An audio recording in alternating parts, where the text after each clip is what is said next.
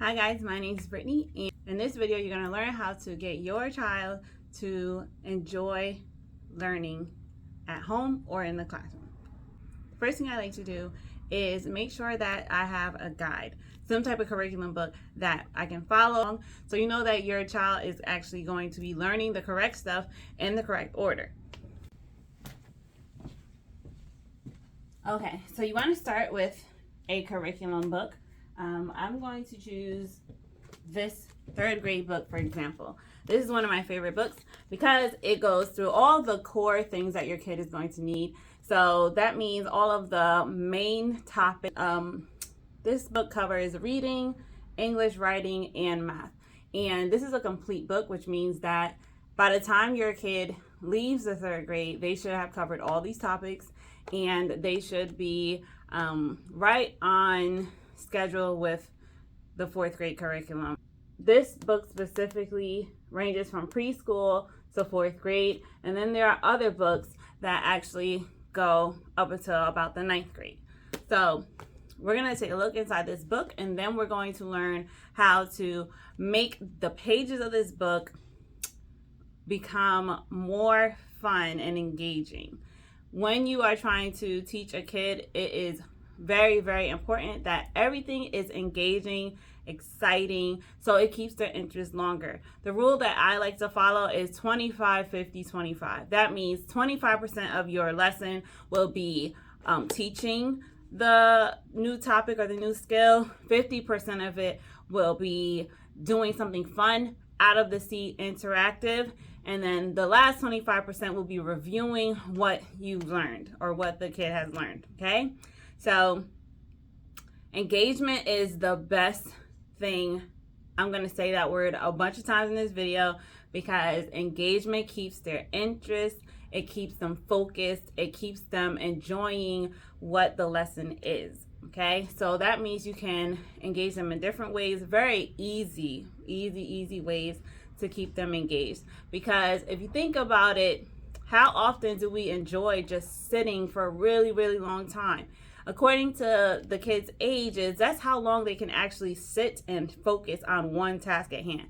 So if you have a 5-year-old, they technically can only sit for 5 minutes and be super focused. After the 5 minutes is done, they are somewhere else. They are either daydreaming or bored or trying to move on to something else. They can do that as long as it is still on topic. So we're going to go through a couple things, and I'm going to show you what I mean. This book provides young learners an exciting and dynamic way to learn the basic skills essential to learning success. This vivid workbook will guide your students step by step through a variety of engaging and developmentally appropriate activities and basic concepts related to reading, math, language arts, writing, and fine motor skills. This book is designed to be used with an adult support. Your student will gain the most when you work together through the activities. Below are a few suggestions to help them make the most out of their learning together. This book has high interest lessons, is easy to understand with examples and directions. It has challenging concepts presented in simple language, reviews lessons to measure progress and reinforce skills, expanded teaching suggestions to guide further learning. Writing, math, all of those different subjects, English. We're going to focus on a simple math lesson today. So we're going to do something about math, and we're going to focus on ways to make this fun for kids to learn, okay?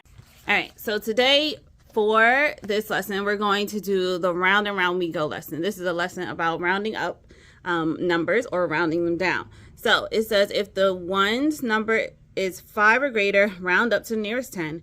If the one's number is 4 or less, round down to the nearest 10. And then you have examples here. 15, round up to 20. 23, round down to 20. 47, round up to 50. And then we have all of the numbers that the kids can play with right here. So now is the time where you're going to turn this lesson into something more fun and engaging. After you have taught the kids about rounding up and rounding down for just 25% of the time. Remember, it has to be 25% of the time. They can only sit down for about 25% of the time. You're going to change it into a new activity. So you're just going to do the same lesson in a different way, and you're going to keep them super engaged and interested. All right, so you're going to be tempted to have your student just fill in the blanks here, but you actually want to use this page as a review page, okay? So remember we talked about 25, 50, 25. 25 is really just this top part here. The teaching of rounding up and rounding down if it's 5 or greater. You want to explain to them where the ones is. This is a 3rd grade book, so your student should actually know where the ones are, but it never hurts to review it. So you want to tell the kids where the ones column is. You want to tell them the rule, rounding up to 20 or rounding down. And then you're going to want to move on to the 50%. The 50% is making it interactive and fun. So this is the first 25. 50% will be the game or the activity. And then this will be the last 25. Okay. So what I like to do, or what a great idea is to get some huge die. Get some huge die like these ones. So these are huge die. And this is the part where you're going to make the kids have some type of fun. They no longer need to sit down to learn.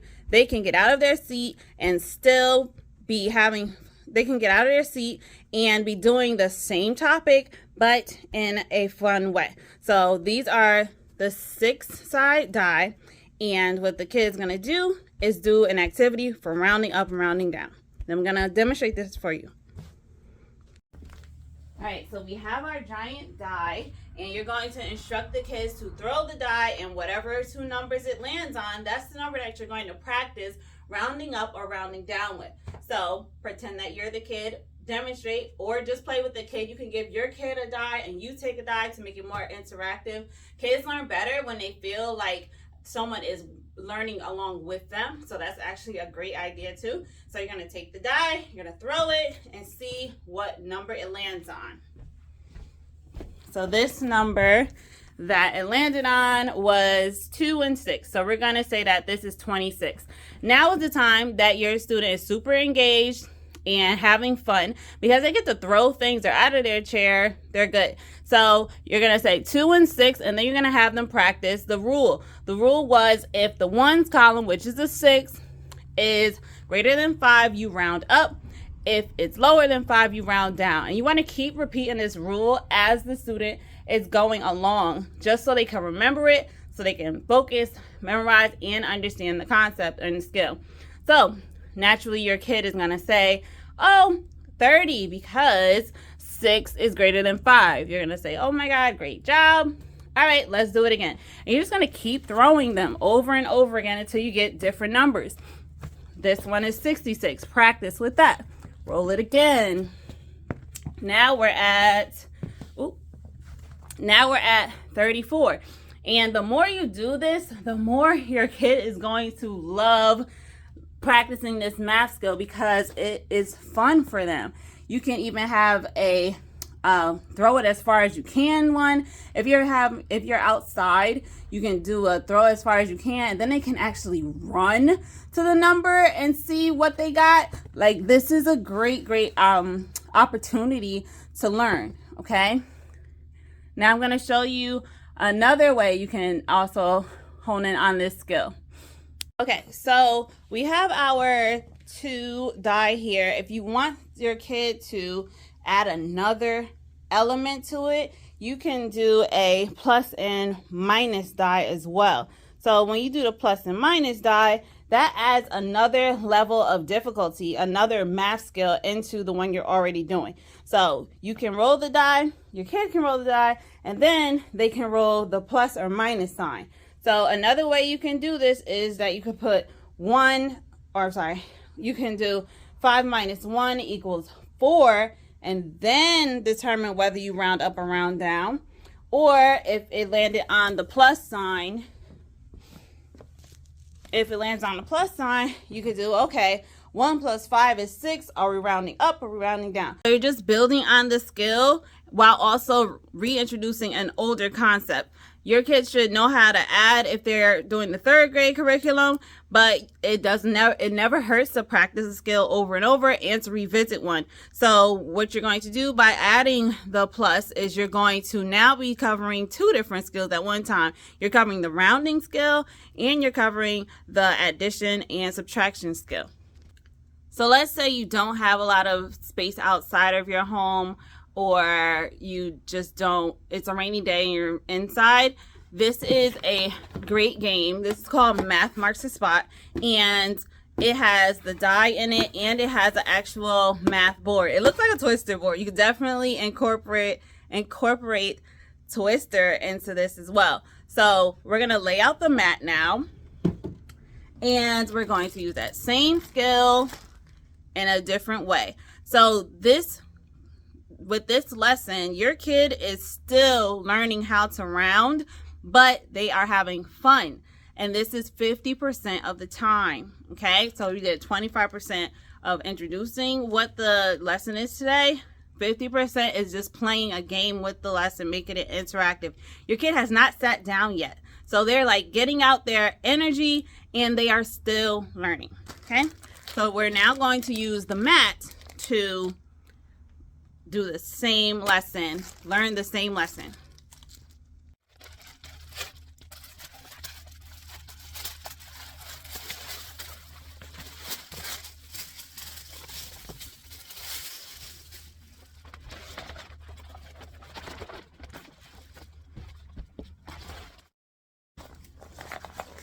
And the one thing that I love about this type of mat is that it's easy to put away. It's easy to clean, and you can get as creative as you want with it, because math is always going to be a subject that kids need. So if we're doing one lesson today, you can definitely do a bunch of lessons with the same thing, okay? So for example, if you're moving on to multiplication and division, you can definitely take a dry erase marker and put a dot here and a dot here. Now we're talking about division. You can definitely use the plus sign as a multiplication sign, you know? So you have an option, 2 sides with division side. So you can do division, addition, and then add 1 as subtraction. 1 could count as multiplication. You could like mark a dot so the kids know that if the dot is there, that's multiplication, and if there is no dot, it's addition. So you can build and build and build on things like this. All right, so let's take a look at the mat. Here's the mat, which is great for indoor play and learning math. So this mat actually comes with a number line as well. So when you start getting to negative numbers and positive numbers, that's also going to come in handy. So can definitely use this as a Twister board. So we're going to do our same lesson. We're going to throw the die. Where did it land? A 3. Now instead of just looking at the number 3, 2 things can happen. You can either have your kid use the number 3 and the number beneath the 3. You can do that and say, oh, the number is 13, round up or round down. Or you can throw it on number 3, throw another one, oh, still number 3, and you can have the students hop, do a skip, jumping jacks, some type of physical activity before they answer the problem. Or you can take it off the mat, roll a number 4, and then left hand on 4. Roll the other one. Right foot on 4.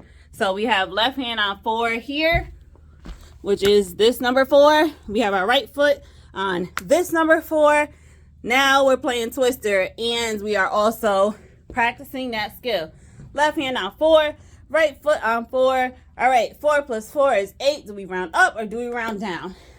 Many, many ways to play the same exact, to learn the same concept, different way, okay?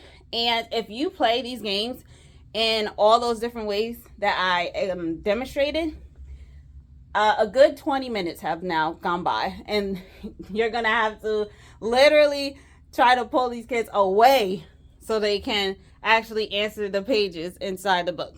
All right. Okay.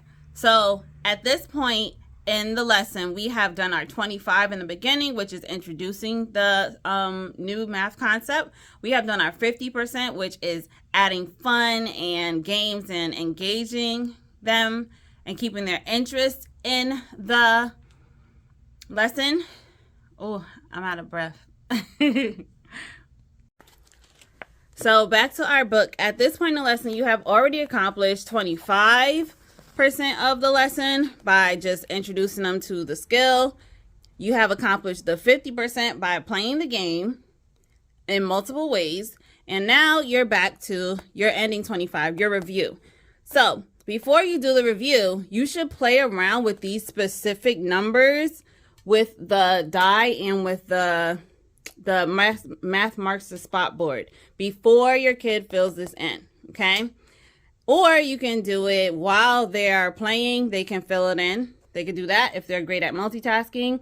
If not, do one at a time. So you want to roll the die to 7. Do we want to round up or round down? Answer, and then have them fill it out. 12, round up or round down, have them fill it out. 33, 27, and so on and so forth. So this is your review, and you're checking for understanding. You're making sure that the kids understand the concept, the skill, all of that good stuff. If they don't, then keep practicing. Sometimes it takes multiple days to practice a skill. This can be broken up into 5 different days, 3 different days, as long as it takes for them to understand. You don't want to rush them. You want to let them take their time. They definitely may need an extra day or two to just get the concept. You can start with just single digits at first and then move on to double digits. You can definitely mix and mingle all the different things that I taught you today, okay? And if you are interested, I will have links to everything that I used today down below. So I hope this video helped you guys at home today. This is my first video like this. So if you enjoy videos like this, please let me know down in the comments. If you want to show some love, please like this video. I would love to share more ideas of how to keep kids engaged in their learning. And if you are interested in any of the items that I showed today, all the items will be linked. And that's it. Have a great day. Bye.